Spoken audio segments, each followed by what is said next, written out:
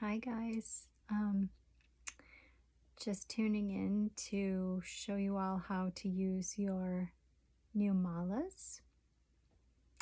And I'm going to have a little tutorial about that and also just share a few things about our mantra.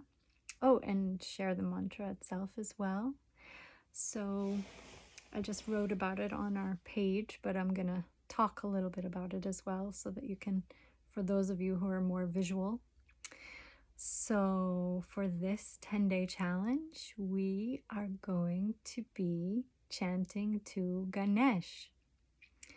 And I thought and felt a lot about what to share first for our first mantra, and this feels completely right. So we're going to be focused on Ganesha. He's a Hindu god of an elephant god, and you can look more into everything that he represents and the story behind his elephant head. You can look into that later on, but for now I'd like to share that he is often representative of the remover of obstacles, and he's a god of wisdom and knowledge, and he's sort of represents the base chakra, the first chakra, so foundations, building a solid foundation and stability.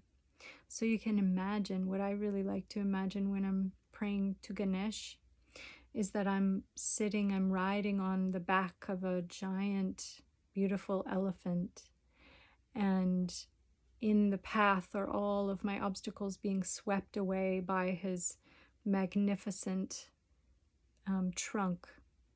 So I feel that image for me really helps, really works for me to think about. He's removing every obstacle in my path. And so Ganesha, so the mantra that we're going to use is Om Gam Ganapataye Namaha. Om Gam Ganapataye Namaha.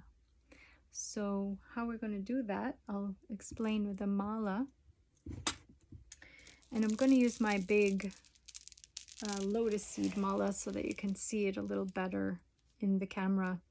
So this is made from lotus seeds, and everyone will have different malas that they're using, and that's great. You can use small ones or big ones, big beads, small beads. And you start on the right side, the right hand side of the mala, with the tassel down. And there are two ways, I'll go over two ways to hold it. So one way, and you always keep your pointer finger out because that's a symbol of the ego. And so keeping the pointer finger out, you use the middle finger as holding the mala, and the thumb, this is one way to do it. The middle finger is holding the malas, and the thumb is moving the bead, one bead at a time, like this, with your pointer finger out of it. So it's going like this. And then with the other hand, I'm sort of holding the beads like this in the palm of my other hand. So they're down here on my lap. And this is sort of at my heart, or where is comfortable. And so then you would go through one bead at a time. Om Gam Ganapataye Namaha. Om Gam Ganapataye Namaha. Om Gam Ganapataye Namaha. Om Gam Ganapataye Namaha. And you can do it as fast or slow as you want, or as you feel in the moment, and that can change. So Om Gam Ganapataye Namaha. Om Gam Ganapataye Namaha. Om Gam Ganapataye Namaha. Om Gam Ganapataye Namaha. Om Gam Ganapataye Namaha. Om Gam Ganapataye Namaha. Om Gam Ganapataye Namaha. Om Gam Ganapataye Namaha. Om Gam Ganapataye Namaha. Om Gam Ganapataye Namaha. Or you can go very slow. So the speed is up to you, and how you feel. And it can change in any moment. So there's nothing you have to stick to in that. And you're not really thinking, you're just doing. So it's all okay.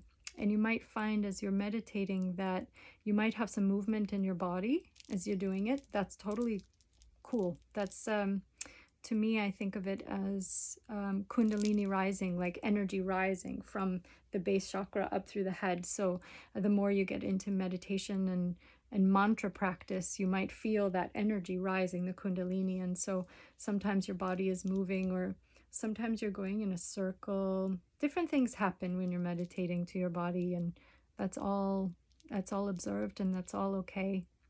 And it's wonderful, however it comes to you. Another way to hold the mala, I'm just giving you two options here, is because you will see maybe another method, and one might be easier than the other. So in this method, you're using your ring finger and your thumb to hold the mala, and then you actually use the middle finger to move the beads.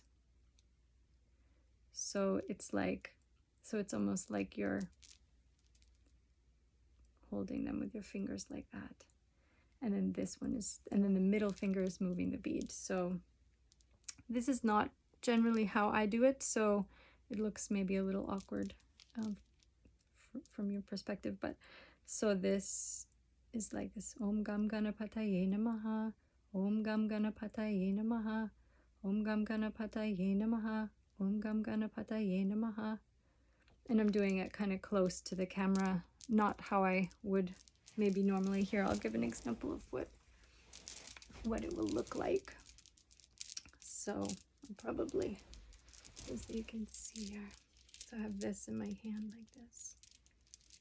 And this is how I'm doing it. This is how I normally do it. So Om Gam Ganapataye Namaha, Om Gam Ganapataye Namaha, Om Gam Ganapataye Namaha, Om Gam Ganapataye Namaha, like that. So that's basically an intro to how to hold the mala. And I welcome any questions if that is challenging to understand with the video or in the way my hands were held. So just feel free to reach out if that was tricky. And the other thing I wanted to share is the importance of the space, clearing the space a little bit before you start. So I think it's really nice to, if you have a little altar space, or if you have a little shelf, or even if you have a cushion, just a cushion on the floor, clean that space. Make sure that it's clear and it's not dirty and it looks fresh. If you've been putting flowers on your altar, then it's time, before you start chanting, it's time to take the dead flowers off and throw them away and kind of just clean up the altar space a little bit. So I'm here sitting in front of my altar. And generally how I get started is by lighting some incense. So I'm just going to light some incense. And this is before I get started. And personally for me, I chant a little bit to get going. Om Sahana Vavatu Sahana Ponatu Saha Viryam Karavavahai Tejasvinavadhi Tamastuma Vitveshavahai. Om Shanti Shanti Shanti. Om Shri Gurupyo Namaha. Hari Om. Om Shuklam Varanam Vishnu Shashivanam Chaturbhujam Prasanna Dhyaye Sarva Vigno Pashantaye. Om Shanti Shanti Shanti. So I just start with a little chant just to center me, and then I will light the incense here, and I light a candle.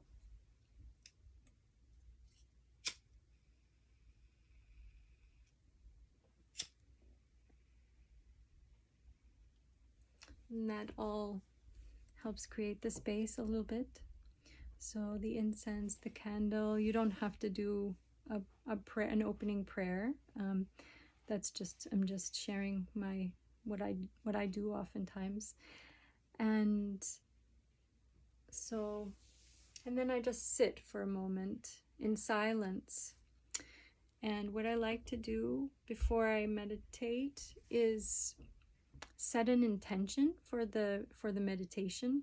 So this is really nice. So before you start the mantra, maybe just sit for a few minutes in silence, or a minute, a few seconds. It's just the point is to be able to sit quietly for a moment and just really set your intention for the practice and for the day.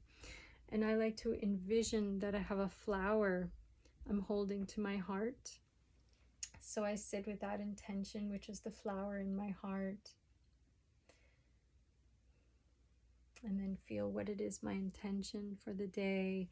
And then when I feel ready, I can take the mala and I can start using it. So, and that's how I begin. Happy chanting. Bye, guys.